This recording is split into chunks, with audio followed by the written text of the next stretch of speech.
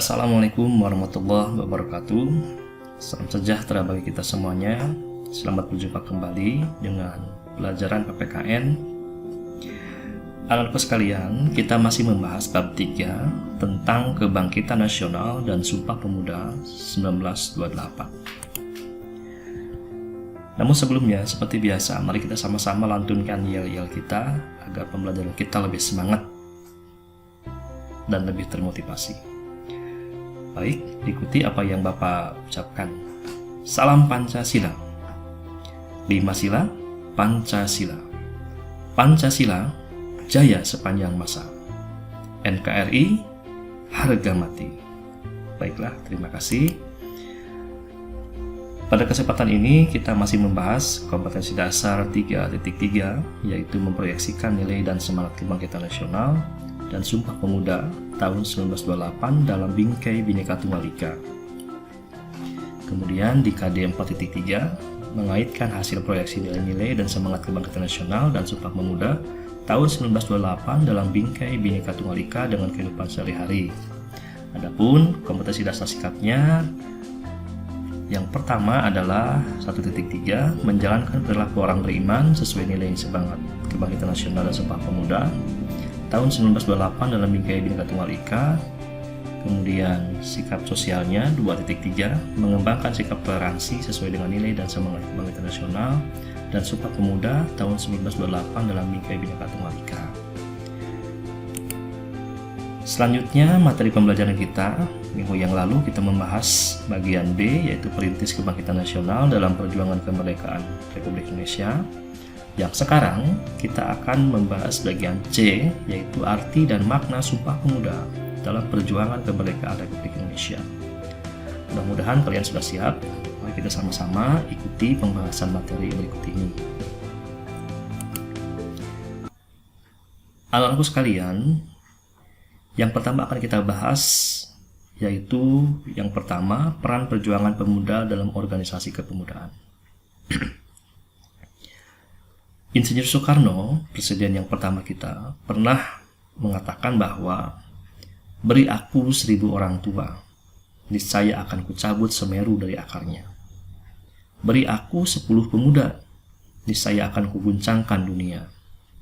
Nah, ini artinya betapa dahsyatnya kekuatan seorang pemuda, bahwa hanya untuk menguasai dunia saja, beliau mengatakan cukup dengan 10 pemuda, dibandingkan dengan orang tua yang membutuhkan 1000 orang.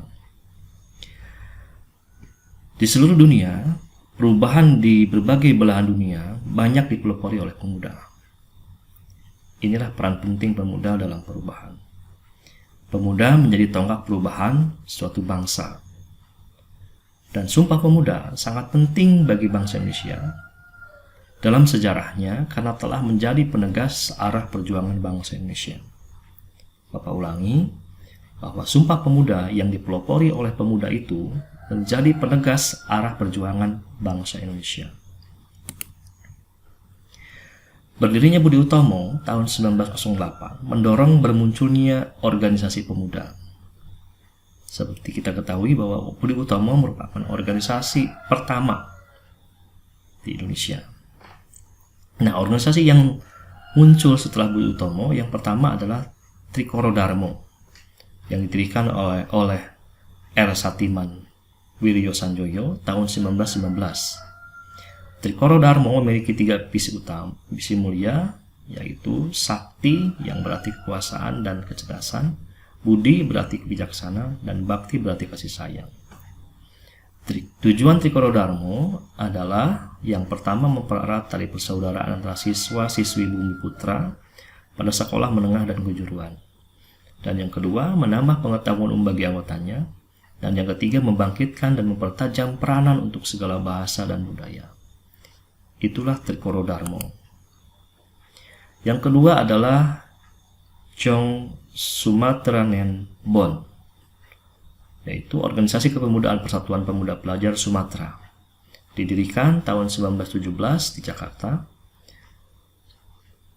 Sumatranen Bon melontarkan pemikiran yaitu anjuran agar penduduk Nusantara menggunakan bahasa Melayu sebagai bahasa pengantara dan bahasa persatuan. Yang ketiga adalah Jong Ambon, Jong Minahasa, dan Jong Celebes. Jong Amo didirikan pada tahun 1918. Pada tahun 1918 sampai 1919 berdiri Jong Minahasa dan Jong Celebes. Yang keempat, Sekarukun yang berdiri tahun 1919, Jong Betawi 1927, dan Jong Batak berdiri tahun 1925. Itulah organisasi kepemudaan yang lahir setelah Budi Utomo. Nah, organisasi kepemudaan yang tidak berlatar belakang suku dan kedaerahan adalah Perhimpunan Indonesia. Perlu kita ketahui bahwa organisasi-organisasi yang Bapak sebutkan barusan adalah organisasi yang berlatar belakang suku dan kedaerahan. Jadi, itu berasal dari suku dan daerah yang ada di Indonesia. Namun, ada organisasi yang tidak berlatarkan suku dan kedaerahan, yaitu Perhimpunan Indonesia. Perhimpunan Indonesia beranggotakan para pemuda dari berbagai suku dan pulau di Indonesia. Lahirnya berbagai organisasi pemuda dan adanya keinginan pemuda untuk bersatu, para pemuda menghimpun dirinya dalam Kongres Pemuda. Nah, Kongres Pemuda I itu diselenggarakan pada tahun 1926 di Yogyakarta. Kongres Pemuda I berhasil merumuskan dua hal kesepakatan, yaitu Indonesia merdeka menjadi cita-cita semua pemuda Indonesia, dan semua perkumpulan pemuda menggalang persatuan organisasi dalam satu wadah. Itulah kesepakatan dalam Kongres Pemuda I.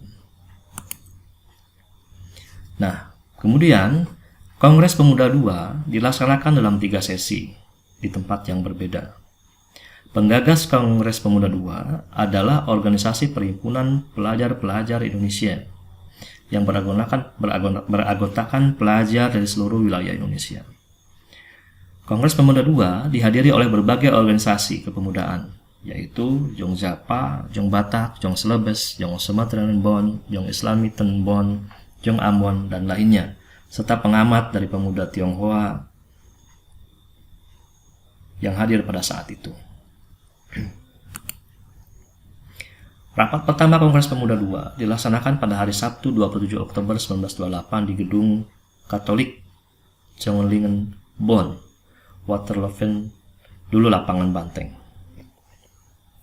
Ketua PPI Sugondo Joyo Puspito berharap Kongres ini dapat memperkuat semangat persatuan dalam sanubari para pemuda. Pada saat itu, Muhammad Yamin menjelaskan tentang arti dan hubungan persatuan dan pemuda.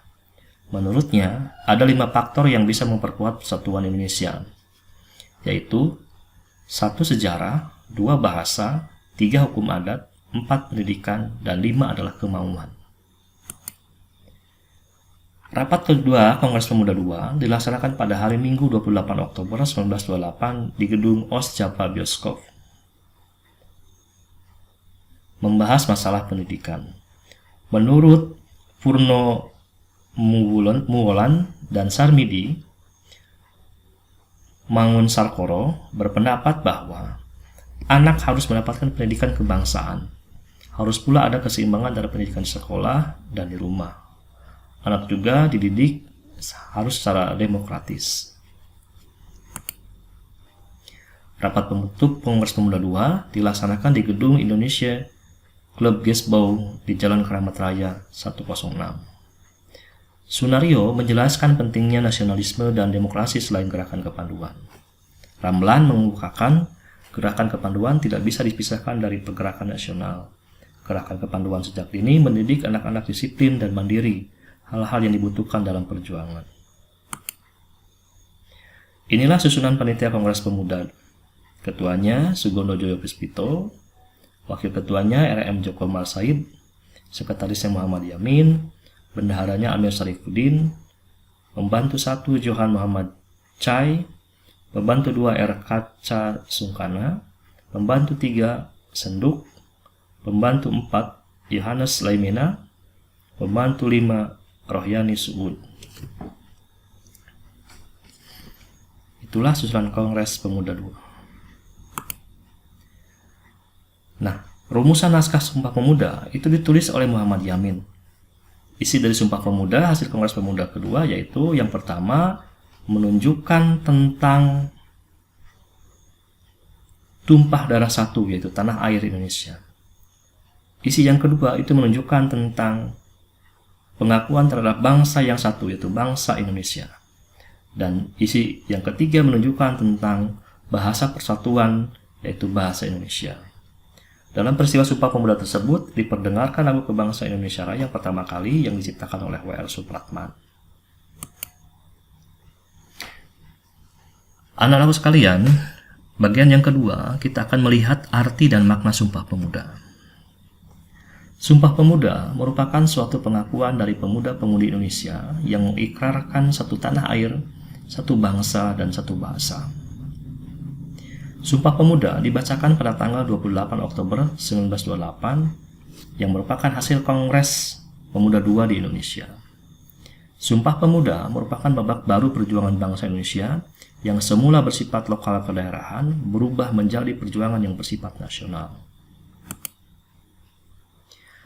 Sumpah Pemuda pada tanggal 28 Oktober 1928 merupakan 1. Pergerakan para pemuda untuk meraih kemerdekaan, 2. Jati diri bangsa sebagai sebuah negara, dan yang ketiga, jiwa dan semangat para pemuda dalam membentuk suatu bangsa.